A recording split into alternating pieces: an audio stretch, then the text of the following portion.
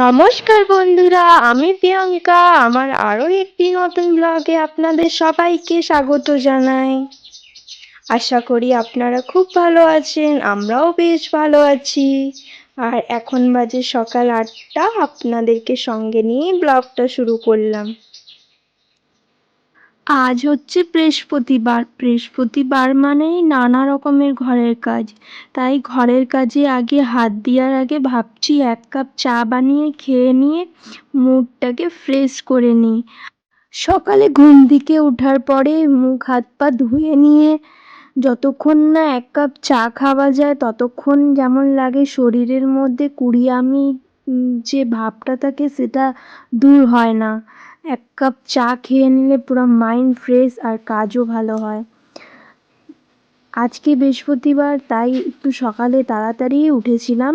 তো সেই তাড়াতাড়ি উঠার কারণে অনেক ফুল পেয়েছিলাম। আর বৃহস্পতিবারে একটুখানি সাজিয়ে গুছিয়ে ফুল জল দিয়ে পুজো করতে বেশ ভালো লাগে। তাই আর আপনারা ভাবছেন কি আশেপাশে কাজ কিছু দেখালাম না আজকে, ডাইরেক্ট পুজোতেই দেখাচ্ছি। কেন কি হচ্ছে, বৃহস্পতিবার মানে তো আপনারা জানেনই যে বাড়ির নানা রকমের নানা পরিষ্কার পরিচ্ছন্ন কাজ, আর সেটা ক্যামেরা নিয়ে করা অনেকই অসুবিধা হয়। ক্যামেরা নিয়ে করলে কি হয় যে ক্যামেরা রেকর্ডিং করতে হয় আর একটা কাজ করতে হয়, আর অফ ক্যামেরায় কি হয় আমরা তাড়াতাড়ি মানে একটার সাথে সাথে দুটো কাজ করে নিই, সেই জিনিসটাই হয়। চেষ্টা তো করি যে আপনাদেরকে যা করি সারাদিনে সেটাই দেখাবো, কিন্তু কি করব এক এক দিন হয়ে উঠে পারি না। তো সঙ্গে থাকুন আপনারা, ততক্ষণ আমি পূজাটা করে নিই শান্তিভাবে।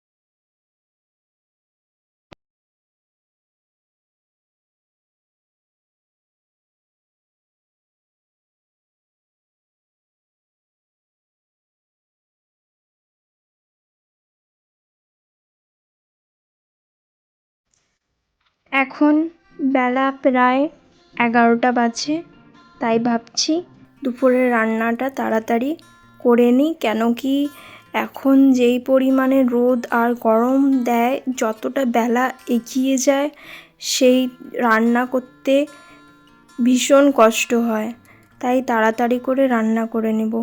আর দেখুন, যদি বাজার থেকে তরকারিপাতি আনা হয় আর এই গরমে রান্না না করলে ভাববো 1-2 পদেরই রান্না করে খেয়ে নেব, সেইটাও হয় না, নষ্ট হয়ে যায়। আজকে করব পটল আলুর কষা। আর সেই জন্য হচ্ছে আগে কি করেছিলাম, অফ ক্যামেরায় আলুটা কেটে রেখে দিয়েছিলাম, সেটা ভেজে নিয়েছিলাম। আর তারপরে এই যে পটল কেটেও পটলগুলো ভেজে নেব। আর এদিকে করব কলমি শাক ভাজা। তো শাকগুলোকেও চলো কেটে নিই। আমার কাছে বটি আছে, কিন্তু আমার বটিটা ভোঁতা, বটিতে নেই ধার। তাই আমি কি করি, এই চাকু দিয়ে সব কিছু তরকারিপাতি কাটি। আর বলি মনার বাবাকে নিয়ে যাবে, একটু বটিটা ধার করে আনবে।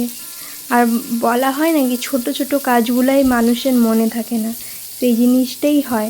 আর যখন প্রয়োজন পড়ে তখন মনে পড়ে। সেই কারণে যা হোক, অল্প মানুষের খাবার তো চাকুতেই কেটে নিই, ম্যানেজ হয়ে যায়। আর এদিকে শাকগুলো কাটতে কাটতে আমার পটলটাও হয়ে গেছিলো ভাজা।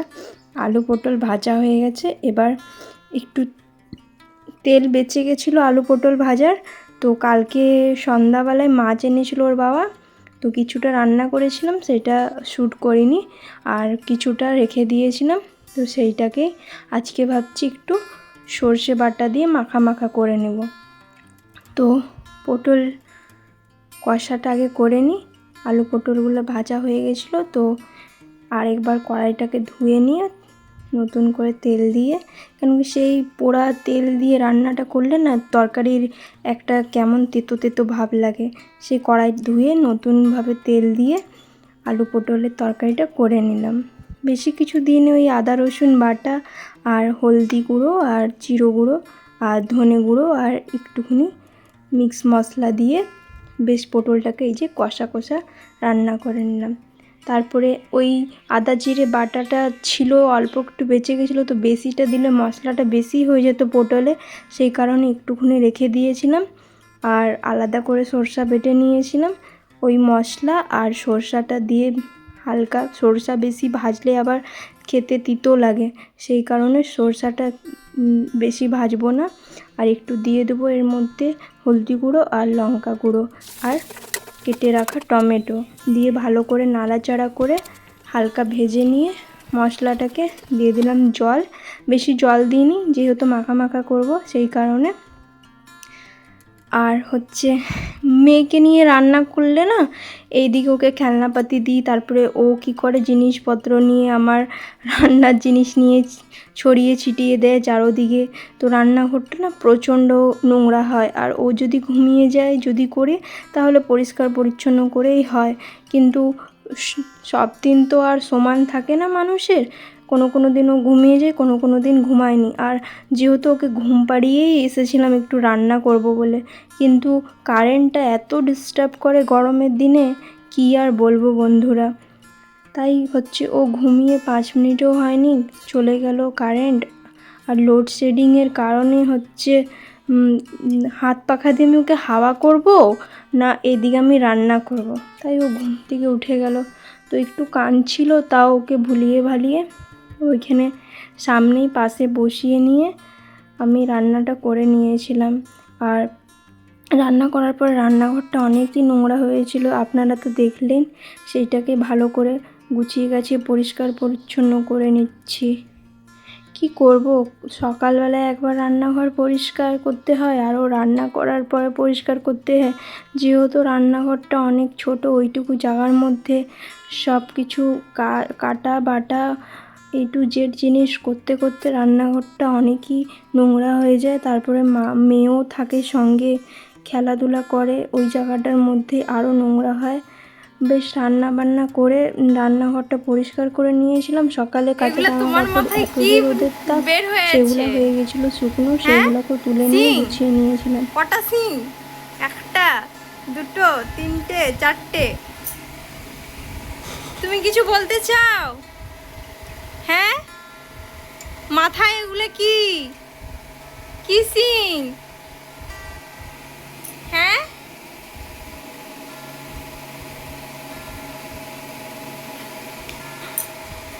কি করব, টাইম পাস হচ্ছে না, তাই হচ্ছে ওর চুল নিয়ে খেলা করছিলাম। জানি যে ও তো 2 সেকেন্ডে খুলে দিবে, তাও কিছু বলছো না কেন?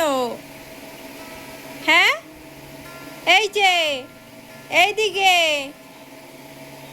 এইদিকে ক্যামেরার দিকে তাকাও। সকালে চানটা জলদি করেছিলাম, তাই হচ্ছে মেয়েও খুব দুষ্টুমি করছিল, তাই ওরও জামা কাপড় হাত পা সব চিটচিটে নোংরা হয়ে গেছিলো। ওকে পরিষ্কার পরিচ্ছন্ন করে একটু মাথাগুলোকে চুটকি বেঁধে দিয়ে ওর সাথে মজা করছিলাম। তারপরে দেখছো তো দুজনে আমরা কিভাবে সারা দিনটা কাটাই, এইভাবেই আমরা সারা দিন কাটাই। আর এদিকে ও বিছনা পুরো এলোমেলো করে দিয়েছিল, বালিশের কভারগুলো কেচেছিলাম, সেইগুলোকেও হচ্ছে লাগিয়ে নিলাম, বিছনাটাও ঝেড়ে নিলাম। রান্নাবান্নার করার পরে খাওয়া দাওয়া করে নিয়েছি। আপনাদের সাথে লাঞ্চ থালি শেয়ার করলাম না, আর তাড়াতাড়ি করে মেয়েও গরমে কাঁদছিল অনেক, আর আমাকেও এত ভীষণ গরম লাগছিল, আমি তাড়াতাড়ি করে খেয়ে নিয়েছি। বিছনাটা বেশ সুন্দর করে এবার ঝেড়ে নিয়ে ওকে তো রেডি করেই দিয়েছি, আলটি পাল্টি খেয়ে একাকার করে দিচ্ছে। যত তাড়াতাড়ি সকালের কাজ শেষ করি তত তাড়াতাড়ির মধ্যে হচ্ছে মনা হচ্ছে ঘর বাড়ি সব নোংরা করে ফেলে। তো রান্নাঘর ঘরবাড়ি সব পরিষ্কার পরিচ্ছন্ন করে নিয়ে আমার আর সহ্য হলো না গরমটা, আর নিজের শরীরটাও রান্না বান্না করে গরমে পুরো ঘামে চ্যাটচ্যাটে আর কেমনই লাগছিল। তাই হচ্ছে তাড়াতাড়ি করে আমিও চলে গেলাম বাথরুম যেয়ে বেশ সুন্দর করে চানটা করে নিয়ে ড্রেস চেঞ্জ করে নিলাম। আর বেশ এখন শরীরটাও ঠান্ডা ঠান্ডা হালকা লাগছে, আর ঘর বাড়িও পরিষ্কার হয়ে গেছে। এই সব করতে করতে প্রায় বেলা দুপুর 2টো হয়ে গেল। আর এখন একটুখানি রেস্ট করব দুপুরে, যেহেতু বাইরে রোদটাও অনেক আর লাইনটাও এসে গেছে। দেখতে পাচ্ছেন ফ্যান চালিয়েছি, পাখায় চুলটা উড়ছে আমার। তো টাটা, বাই বাই।